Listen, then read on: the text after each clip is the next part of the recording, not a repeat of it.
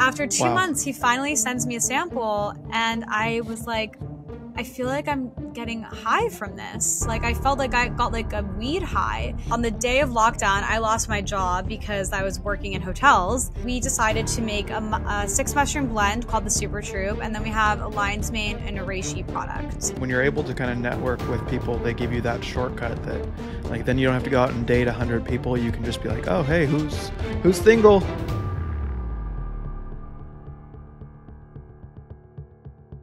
Alrighty, welcome back to another episode of Ecom Verified. I'm your host, Zach Schubert. I've generated over 100 million in direct-to-consumer e-commerce from SEO and Google Ads, and my goal is to be able to bring you verified e-commerce brand owners that have been able to scale their own brands, the tactics they're using, the strategies they're using. And today we brought Stephanie Moyal. She's going to talk to us about Troop Nutrition, which is a Los Angeles-based company specialized in functional mushroom supplements. She launched the company with her cousin Jake, and their mission is just to make the health benefits of mushrooms more accessible and enjoyable through their products. Stephanie, thank you so much for coming on today. Thank you for having me. I'm excited to be on the pod. Beautiful. Yeah, it's a pleasure to have you. I personally love this space. It's fantastic. I think it's very underdeveloped so far. It's definitely up and coming, but I think it's an incredible space to be in. I have a couple friends, one that runs Brez, which I'm sure you heard of, which works with some functional mushrooms. And I love this space. Awesome. Yeah, it's a really fun and exciting space to be in. I love it too. Beautiful. And one of the first things that I wanted to kind of talk about is your background, obviously, to see what you've done with your brand to get it to the point that it is now. Maybe we can talk even a little bit about the product and then the actual specifics, going into some of those specifics of like the strategies and how you've taken Troop Nutrition to where it is today. Yeah, absolutely. So just starting from the beginning, when we first launched this company, there were no mushroom gummies on the market. It was mushroom powders, tinctures, and pills, but there weren't any gummies. And so we actually started this idea because during COVID, we started growing mushrooms in the closet, and we wanted to share the benefits with our community. And when we saw what was out there, the powders and the pills just didn't really resonate with us. So we decided to make gummies. And as I mentioned, there were no gummies on the market. So we decided, okay, we're going to make the most delicious, the best mushroom gummy that you can find. So we chose the 6 most researched mushrooms out there. And we decided to make a 6 mushroom blend called the Super Troop. And then we have a lion's mane and a reishi product. And so that's kind of how we decided on what to create. But neither myself nor Jake had any sort of CPG or any online digital marketing experience. And when we first started, I think we both thought we were still in the Warby Parker days of D2C being pretty easy, not this red zone of war. Pretty much. So we were seriously humbled, and we learned so much. We failed super fast. We learned very quickly. And yeah, we basically learned all about digital marketing, which is something that I don't even know if we knew that we needed to learn about. Right. Your background is actually in business law, right? What kind of inspired you to leap into like a health supplement company? I mean, I majored in business law, but I've had just a spiral of careers. I've tried my hand at real estate. I worked at Tesla for a second. I managed an Andy Warhol art gallery. And then before this, I was managing boutique hotels in LA. And Jake's background, he had a digital kind of like when Instagram was way less regulated, he had a company that would help people get a lot of likes on their images. So you would have influencers contracted with him, and it would boost their likes and engagement. And then he closed that because of the Instagram regulations and had an SEO agency. So that's where he was right before COVID happened. And on the day of lockdown, I lost my job because I was working in hotels, and Jake got into a ski accident and broke his leg. So he had to move in with his parents. And I offered to move in with them because Jake and I are cousins. I don't know if that was mentioned. Yeah. So I moved in with him, and after, you know, some Netflix, I read this book that really inspired me about mushrooms. And I asked him if he wanted to start growing mushrooms with me. And it was then at that point of learning all about the incredible life-changing benefits of all these different types of mushrooms that we decided to create a product.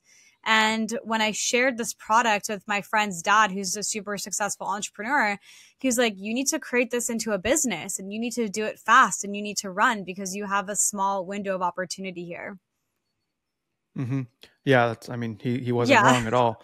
And obviously there are a lot of health benefits of mushrooms, but what are some of the vital ones that you think are the most important ones, just to dive a little bit into the product? Yeah, definitely. So 2 of my favorite mushrooms are lion's mane and reishi, and we have 2 individual products on those mushrooms. So lion's mane probably takes the cake for me because it helps shield your brain from the side effects of aging and from cognitive decline. It's being studied as a treatment for neurodegenerative diseases like dementia, and dementia actually runs in my family. So I take lion's mane every day to help prevent and mitigate that risk. And it also helps with focus, mental clarity, reducing brain fog. A lot of people who had really bad COVID symptoms of brain fog love taking lion's mane. They feel like the fog has been lifted. And it's also great for gut health and immunity as well. And then reishi, I actually have it right here, my little reishi. It's amazing for your immune system. It helps regulate your nervous system, helps reduce the production of stress hormones like cortisol. And because of that, it actually helps you sleep since your body is in a more relaxed state. It helps you sleep, and it doesn't make you groggy. So both of these are incredible mushrooms. And then we work with 4 other mushrooms as well: turkey tail, chaga, maitake, and cordyceps, which are all beautiful and unique in their own ways, from boosting the immune system to gut health to anti-inflammatory properties, huge boost in antioxidants, all and more. That's awesome. Yeah, I'm a big fan of functional mushrooms, and I think it's an excellent market to be in. But talking about like the innovation side of things, like how was the development process for developing, you know, mushroom gummies? Like, how did you even go about that? Yeah, well, first we tried it ourselves, and we quickly found out that the internet does not give you very much information on commercial scale gummy making. And so we were using these at home kind of vitamin gummy recipes for kids. And it was pretty horrible. Like, we failed so miserably. And I remember we gave my friend ones to try, and like 2 days later, she sent me a photo, and they had gone bad, like had mold growing on them, because we didn't know that gummies need to dry. There's so much moisture in them, they need to dry. So it was challenging. And then I actually went on LinkedIn and I started looking for gummy chemists, gummy scientists, which is actually a profession. And I found this guy who made us our bench trials, and he essentially taught me everything that I needed to know about formulation. We gave him all of our criteria. It needed to be vegan, no artificial sugars or sweeteners or any additives like that. All natural fruit flavors and colors. We didn't want any high fructose corn syrup or dyes. So we gave him our parameters. And then we also sent him the mushroom extractions that we wanted to use, because we were very particular on that. And then he created us a bench trial. And then we started looking for larger scale manufacturers. Wow, that's awesome. That's crazy for making it in your own basement, basically. Oh, yeah. Yeah. And like through that process, so we are actually now moving to a new manufacturer because we're at larger scale. And so it's so interesting that you could give so many different companies the same formula and they will not make it the same. The end product will not be the same. So we've been dialing it in with this company for about a year now. And I'm at the point where I can just be like, this ingredient, like you have 10% too much citric acid. You need to reduce the flavor by 10%. I now have the palette. I'm a gummy connoisseur. I can tell you like the ingredients, what it needs more of, what it needs less of, what probably the ingredients it was made with. It's yeah, I'm evolved with my gummy. That's awesome. Palette. It's a great skill to have. It's excellent. You come a long way from business law. Oh my God. So for other e-commerce entrepreneurs out there, what's like the biggest piece of advice that you'd give someone that's looking to start their kind of own health-based brand? So obviously it's very different than selling a Yeah, t-shirt. definitely. I would say ask experts before you start. That was something that we did not do. I pick a strategy is the other thing. So I'll go into both. Pick one thing and do it well. So when we first started, we were trying Meta, we were trying TikTok, we were trying all these different platforms, Instagram organic, like all these different things. And when you're first starting off, your resources and are very limited. You don't have these big teams that these large companies have.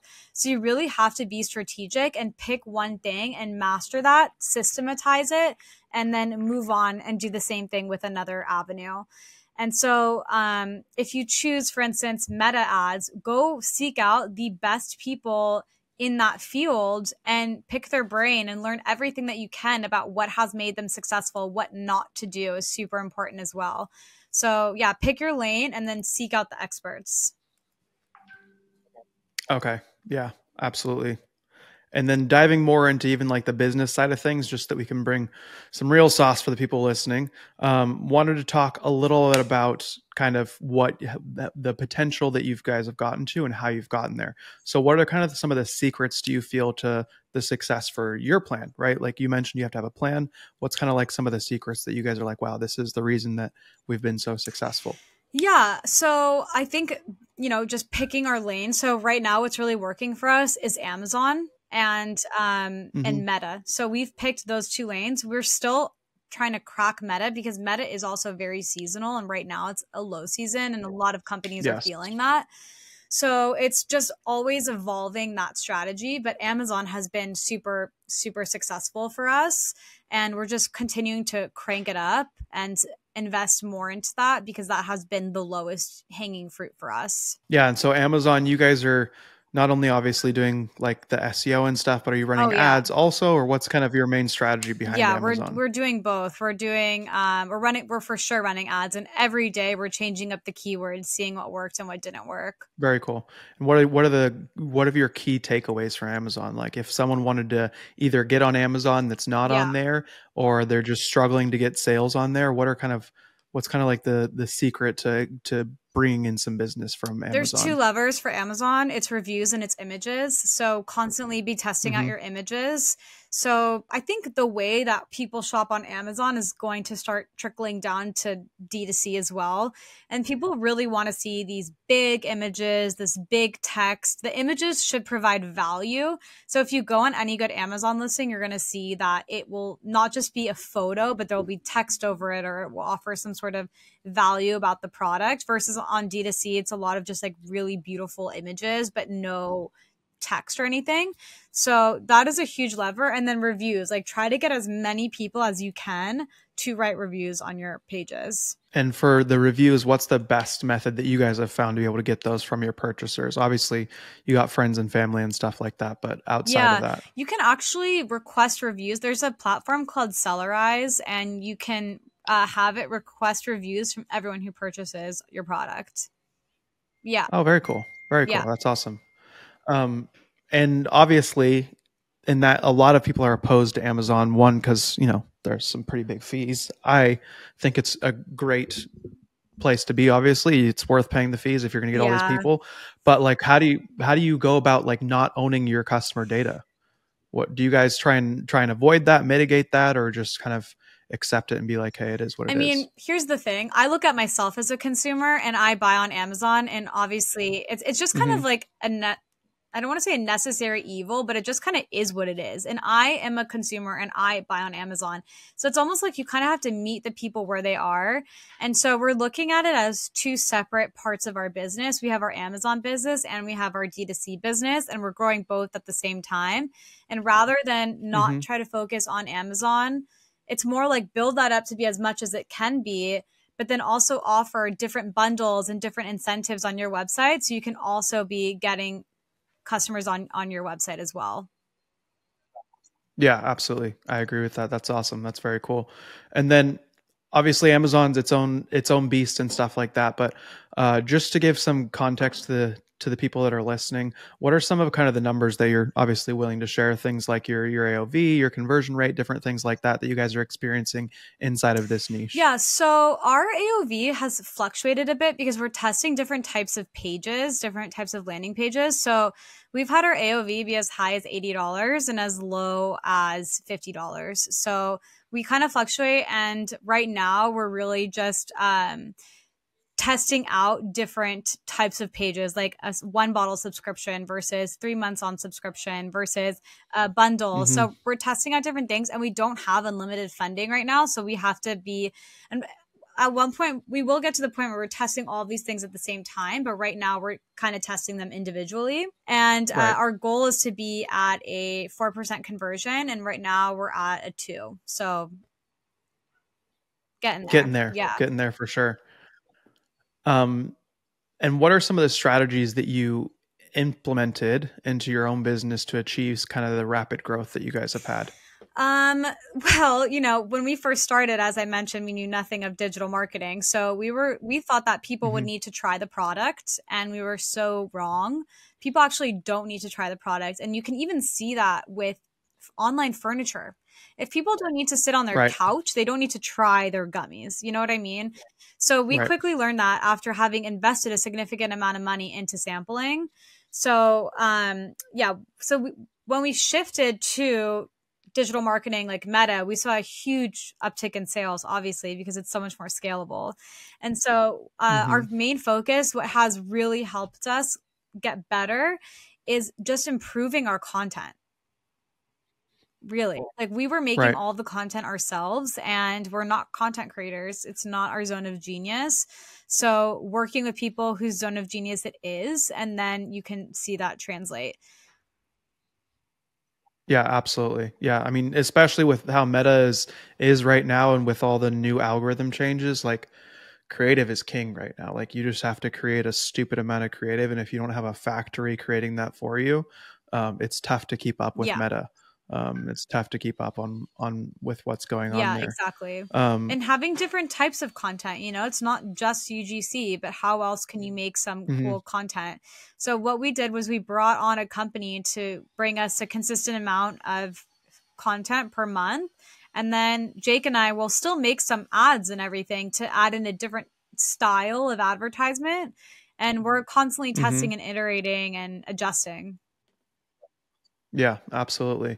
And then one of the things that you mentioned also, I think, is super important, of like people not actually having to try it. A lot of people feel like they have to go to trade shows and do this and that, and they spend so much time trying to scale. But you're absolutely right, especially in the niche that you're in, of people that are just looking for clean ingredients. Most of them know that your product probably, I mean, not saying that yours does, but people that are looking for clean ingredients aren't necessarily looking for the taste, right? Because most of the stuff that has clean ingredients, if it's like no sugar, no nothing, no sweeteners, then it probably doesn't taste very great. So they're willing to just buy it for the sheer fact that it does have those clean ingredients. Yeah. So obviously I can't speak to the taste of your gummies, but yeah, sorry,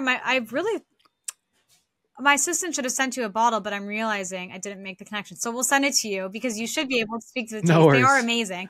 And that was the whole thing, was we wanted people to know these are not going to taste like dirt, or these are not going to be bad mushroom gummies. They are delicious. People actually tell us that they're too good and they're tempted to eat too much. They're like, can you make it taste worse? And we're like, no. But yeah, it was That's interesting funny. Because someone had said, oh, you really need people to try it because they're going to think it tastes so bad. So we really went off of that, and they don't actually need to try it. Yeah, that's funny. What are some of the biggest challenges that you guys have faced in the business? And how did you overcome them? Yeah, I mean, when we first launched, we almost got crippled from manufacturing. It was so incredibly hard. We have a custom formula, and our ingredients were kind of coming from different places. And we were also ordering low volume because we were a startup. So our options of who would take us on were very, very limited. And to add to the mess, we have a custom mold for our gummies. There's like a little mushroom embossed in it. I'll try to see if I can pull it out for you. That's hilarious. Yeah, so it's awesome. Actually one of the worst things we could have done for ourselves. I don't know if you can see it right there. Yeah. Oh yeah. So when you're gummy manufacturing, you want to make it as easy for them as possible, because As Yeah, generic as and possible. we Yeah. did the exact opposite. We chose path of most resistance, and it was pretty horrible. So our initial manufacturer dropped us 3 weeks, 6 weeks before launch, and they were supposed to make us like 5,000 bottles or something. They ended up making us 3,000. So it bought us a very small amount of time. And we were referred to this other company, and the guy was like kind of crazy when he would talk to me. He would yell at me and then apologize, and he would tell me the samples would be ready on Friday, and I'd be like, hey, it's Friday, are they ready? And yell at me, and it was horrible. And after 2 months, he finally sends me a sample, and I was like, I feel like I'm getting high from this. Like I felt like I got like a weed high. And I asked him, I was like, is there any possibility that there's somehow weed in this? And he said, no, there's no way. We make Delta 8 gummies, but that's in our other room, and there's no way of cross-contamination. And he was so crazy with me that I got them third-party tested at a marijuana lab, and there were trace amounts of Delta 8 in there. And I was like, you send me back all my stuff. Oh Yeah, my so goodness. that could have been horrible. Then we moved on to another manufacturer who every single time made them in such small batches, like batches of 500 bottles, and every single batch was different. The color, the texture, the coating, it was a nightmare. And then moved on to another manufacturer who courted us, and he actually was lying to us the whole time about our product being made. It wasn't made, and they brought on a huge competitor of ours and started making their gummies instead. And then we were out of product for an entire month, and I was not sleeping. It was horrible. And how did we get through it? We just kept pushing forward. Like we literally just did not give up, pushed forward. And long story short, I got connected to this other facility, and they've been really great. That's awesome. Yeah. So, I mean, in hindsight, you probably would have gone with super generic at the beginning and then evolve things throughout the process. Go as generic as possible. Use whatever mold they want to give you. Don't even care about it. And a custom formula is very difficult. I don't think I could have gone around that though, because I was very particular with the mushrooms we wanted to use. There's a lot of companies that will do private label mushroom gummies, but I'm like, where are you sourcing your mushrooms from? Tell me about the extraction. They can't tell me any of that. So not worth it for me. So it was custom. I was doomed for custom from the beginning. Custom or nothing. But everything else could have been way more simple. Yeah, absolutely. As you mentioned in the ecom world, it's kind of like the blood zone right now. Everyone in the world has an ecom brand. So what do you think the things that set apart the successful brands from the ones that don't make it? Companies before were not prioritizing profitability. And I think it's extremely important to encompass that right now, or to prioritize that, because they were thinking, oh, well, we just need to get the revenue in and get those numbers up. But you need to actually really look at the lifetime value of your customer and what you can afford and what you can be profitable with. And I think those are ultimately the companies that are going to be successful. And also, there was, the great age of raising. People were basically just giving you money, and we're not there anymore. Yeah. So the companies who could be scrappy and be profitable from the beginning are the ones who will persevere. And I think we kind of all have this dream and vision of popping off overnight or being this unicorn company. But it's actually, it's a unicorn for a reason. And I don't know if you've ever read that book. Oh my gosh, I think it's called like How to Build Ramping Up Your Brand or Building Your Brand or something. But I can find you the title, but it's all about this guy analyzes thousands and thousands of CPG companies and what a typical growth curve looks like. And there's a few years where it's slow growth. And then if you're doing everything right, but you are doubling your revenue, you hit this hockey stick of an exponential growth. So I think just really putting things in perspective is also super important. Yeah. And so you mentioned making sure that you have kind of like that lifetime value coming in from your clients. What's one of the things that you guys do to encourage people to come back? Obviously you guys have a subscription, so it makes it easier for you, but how do you maintain that? I mean, the ultimate way is just having a good product. Yeah, and Mm-hmm. advertising what it actually does. Like we just went to a mushroom conference and they were speaking about some companies that were advertising these claims that just weren't really accurate. And Yeah. yeah, sure, you might get the first sale, but if you're barely profitable in the first sale and then the customer doesn't come back and doesn't write you a good review or whatever it is, that actually does you more harm than good. So just having a good product that people want to come by again and again and having good subscription options for them. Yeah. And then Meta's, you said Meta and Amazon are one of your biggest Yeah. drivers. Um, what's some of the things that you see that are working on Meta currently? Obviously, there's a lull right now, Yeah. but Yeah.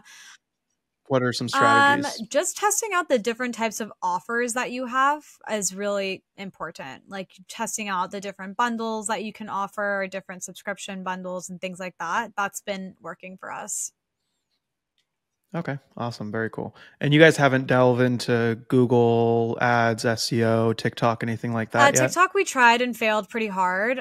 We will return to TikTok, but yeah, it's not my zone of genius. I'm not very good at social media. I'm doing the Instagram because that's Mm-hmm. more in line with my vibe. But the TikTok vibe is I need an expert. I need like if anyone's listening to this really good at TikTok, please come my way. So that's kind of the next channel that we're going to be tackling. And then, sorry, wait, what was the other part of your question? Oh, yeah. Google Ads or So we do SEO? Google Ads, and we do them actually pretty well. My co-founder Jake handles that. We are bringing someone on to actually invest and go deeper and harder on that because it has been working, just us doing it. And then Mm-hmm. SEO, yeah, we have a very robust blog that helps with our SEO. But it's been from the get-go, it's been a long-term strategy for us. And it's always just whenever we can get backlinks, we do. We got a lot of press when we first launched, so that was really helpful. But we've been continuing to climb in our ranking of SEO. But for us, it's been more of a long-term strategy. Yeah. Very cool. I love that. That's awesome. So now let's talk about kind of your best piece of advice that you've ever received, just as kind of like a kickoff or a finishing this off type thing. Best piece of advice that I ever received. Oh my God, why is absolutely no advice popping into my head right now? I just think, like, honestly, the thing that's really coming up for me right now is do something that you really love to do, because being an entrepreneur and starting your own business is one of the hardest things you will ever do. And it's not because of the workload, but it's also because of the personal journey that it's going to take you on. And it is an absolute roller coaster, and it's emotional, and it is so challenging. It will challenge every single bit of you. It will take all your money and it will give it back. But I think I really believe you have to burn all the ships to get back to where you were. So you put everything into making it forward. And you really have to love it and just be so obsessed with it. Never let anyone tell you no. And you are the only person who can tell yourself no, and don't ever tell yourself no. So just love it and keep going and never stop. Are you under the opinion that like your first business has to be kind of that passion thing that you're passionate about, or is it like first thing, do whatever you want to make money, and then eventually you'll be able to fund your passion project? I think it's different for everyone. For me, this just my first business happened to be my passion project, but for Jake, that wasn't the case. I think it was exciting for him, but it didn't last, you know. In his second business as well, it was exciting at first, but it wasn't his passion. So it ultimately Mm-hmm. ended up kind of, you know, disintegrating. But when you love something so much and you really believe in it, it doesn't go away because you want to make it work so badly. Mm-hmm. How do you make it work working with family? My business partner is actually my sister as Oh, well. So I work with let's family have some also, but sidebar therapy sessions. It's hard. It's really, really hard, honestly. Like it's again a roller coaster, and sometimes it's amazing, and sometimes I want to strangle him and he wants to strangle me, and it's been really challenging, but it's also been really rewarding. And at the beginning, it was immensely challenging, and we ended up doing therapy together, like couples therapy. oh Yeah, wow. and and we also did therapy on our own as well. So we were doing therapy like two sessions a week, both of us.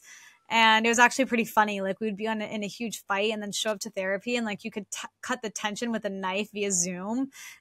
But we still kept going and we persevered, and And now the thing that really saves us every time is we've both taken these communication workshops called Authentic Relating, and it teaches you how to bring conflict to someone in a non-violent way. And we now both have these. It's important. Yes, exactly. And like, I'm not talking violent like punching, but I'm talking violent like, you did this and you're this and you're this. It like disarms all of that, and it really just gets to like, I felt this way, and like, how do we move forward and all of that stuff. And since we both have those tools, we will meet and go through the steps of that, and it's been really helpful. That's awesome. How do you guys kind of divide up who does what, and how did you find out those roles? The hard way. No, I'm just kidding. I mean, I am definitely more of an operations person, and so I took the lead on all of that. And Jake is definitely more tech and finance, so he took the lead on all of that. And then there's some things that we kind of overlap on. Like, he is really good at the technical side of marketing, but I really love the branding stuff. So we'll overlap on that to make sure that we're both having opinions on that. But yeah, other than that, our at first, like, we were kind of, let's both do everything, but we really started to just organically find our own roles. And it is really important to have your own roles and be super clear on what they are. Yeah. And then map them out, write them out on paper. And so everything's clear and everything's spelled out, because otherwise it can come up later.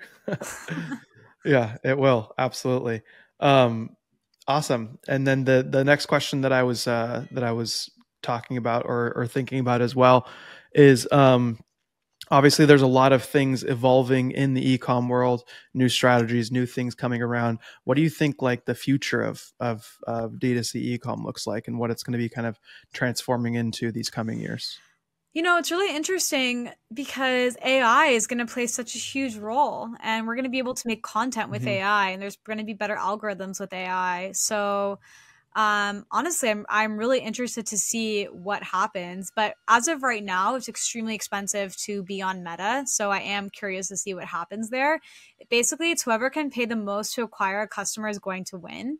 So Right. I am really interested to see what happens if maybe new platforms come up. Like, there's different shopping platforms that are popping up everywhere. One is called Flip. I don't know if you've heard of them, but they're doing really well. I haven't. Yeah, they're new, but they're really pushing hard, especially in like the wellness and beauty space. So I am interested to see how that's going to pan out. And then obviously TikTok is kind of has an uncertain future. So yeah, I don't know. I don't know. I do think content will continue to be king for a very long time, though. Yeah. Yeah, I think so too. AI, but it's gonna be tough for the guys that are making money off of making content, though, because AI is coming for them pretty soon. Totally. Pretty soon that stuff is going to They get just real have good. to yield, because right now there's still really good AI tools, but you have to know how to use them really well. So whoever learns how to wield the power is going to be very successful. Yeah. Yeah, absolutely. When it comes to like hiring and building out your team, are you guys more privy to like building your team in-house, looking for freelancers, or looking for agencies? Generally, where do you guys go when you're looking for kind of that expertise? It just depends, honestly. Like, so right now we would of course love to have our own in-house team, but we're not there yet. We, you know, in the future for sure. So right now when we're looking for someone, for instance, Google Ads, we've talked to agencies and we've talked to contractors, and it's really just who is going to be the best fit for us. And that changes. Like, we were referred to someone who did really good work for a super successful ecom company. So we're like, okay, this is a great fit. But is one person the best fit for 10 unique pieces of content a month? Probably not. You probably want to go for an agency on that. But I definitely like making sure that the company has experience in our space and has experience with supplements, mushrooms ideally, because there is a little bit of a learning curve. You know, mushrooms are unique. They have their unique advertising points, and, you know, to shortcut all of that and not have to teach someone and go through that learning curve is important. Yeah, absolutely. Yeah, we work for a mushroom company that sells mushrooms out of the UK, and it's a different market entirely. Like, you have to be able to understand each one individually, and so it's tough to find someone, because especially like just as there are a ton of ecom brands, there are a ton of agencies out there, and they'll just sell their services to whoever will be their highest bidder, you know? Oh, Um, absolutely. Yeah, we have fallen for that. Yeah, mhm. there's And you just have to find those specifics. They're like, hey, do you have this experience in this? And have you done this? And have you found success? And what have you yeah. done? And it's important to be able to have those Yeah, specifics. honestly, a really good tip to as someone who wants to get into e-commerce or start their own business is get yourself involved in a really good network, because then you can ask those Hmm. people, hey, who worked for you? Did you like this company? Like, I'm in a Slack group, and it's very overwhelming. I can only read it like here and there, but I'll sometimes go through the different channels and just write down what people are recommending, because it saves you so much of a headache to know, all right, this Yeah. fulfillment center is good. It's hard to find a good fulfillment center, So get yourself in a network and be vocal and ask for what you need and listen to what others are offering as well. Yeah, absolutely. Yeah, when you're able to kind of network with people, they give you that shortcut that, like, then you don't have to go out and date 100 people. You can just be like, oh, hey, who's single? You know what I mean? And then that's when it works out the best. So that's awesome. So community is super important. Where are some good communities that you've found for yourself? Yeah, the communities have kind of found me, honestly. I live in LA. It's the mushroom mecca. And I've just pretty much the way that I found the communities was I said yes to every single event that I could get my hands on. I would get people will email you all the time, and I would just go to the events and network my face off and get everyone's number and just start meeting people that way. And I would say yes to everything. And then finally, I was like, okay, I need to start saying no because this is too much. And then now I'm kind of in my yes phase again, but I'm more selective about what I'm saying yes to. But yeah, so if you don't live in LA where everyone is in mushrooms, a good way is just going on Instagram or going on LinkedIn and reach out to people. I think a lot of people are scared to do that. But my opinion, I've kind of always done that because I've found that people really always, most of the time, people want to help you and people are down to help you and they're down to connect with you.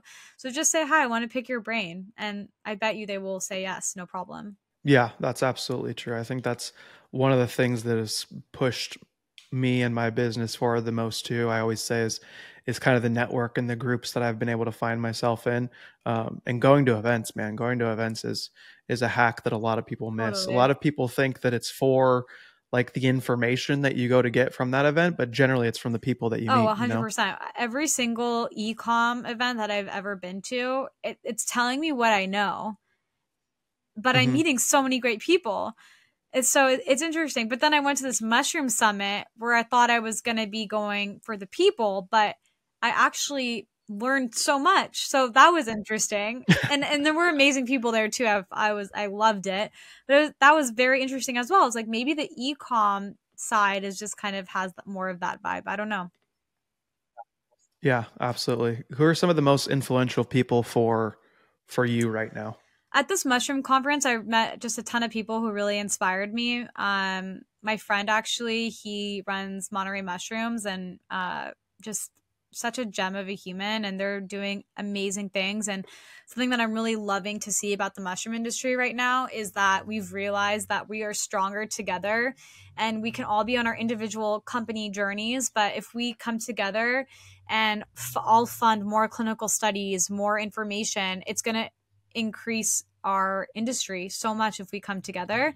And so he's helping put together a movement for that, which is really awesome. And then on more of just the company side, yeah, I know the founder of Married with Organics, and I think they've done an incredible job. And he leads his business with a lot of spirituality, and that has been really inspiring for me. That's awesome. Very cool. Any books or things that you'd recommend, books, podcasts, whatever, that have helped your journey? Is it cheesy to say I love how I built this? Not at I all. love Not at how I all. built this. I've been listening to that podcast for years and it's so inspiring. And it always leaves me with the same thought of, wow, there are infinite paths to success, infinite. And mine will be one of them, Uh-huh. and just like really people have had immensely difficult journeys and had immense success. So it just really reaffirms that it's all gonna be good. Yeah, there's a lot of ways to the top of the mountain. I feel like a lot of people get shiny object syndrome, and they're like, oh, it's drop shipping. Oh, it's selling this type of product. Oh, it's this, it's that.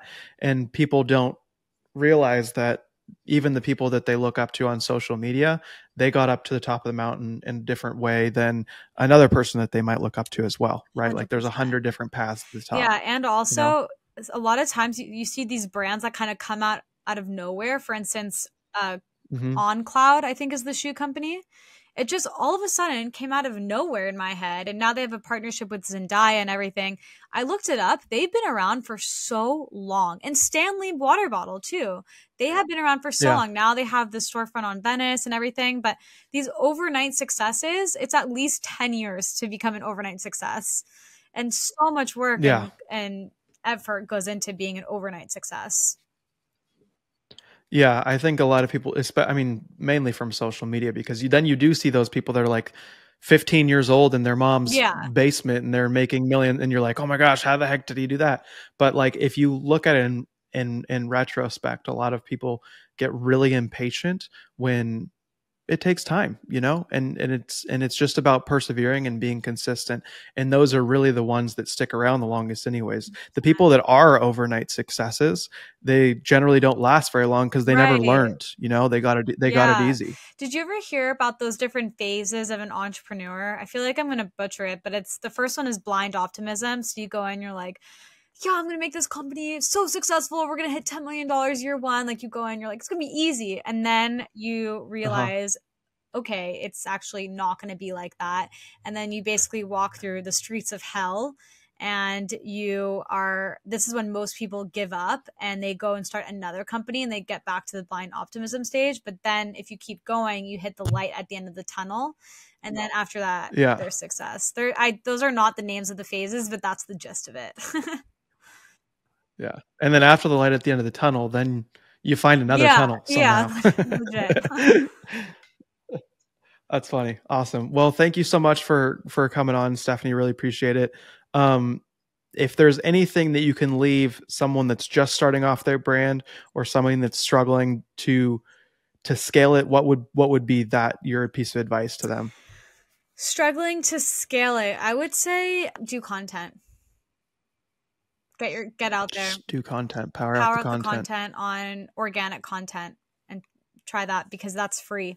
And if you don't have the money to scale and to invest in ads, then that is your best strategy. And if you document and don't create, something will hit. Like, yes, you can try to create, but just commit to documenting every single day. Hey, what's up? Like, this is my struggle. People are really resonating with authenticity right now.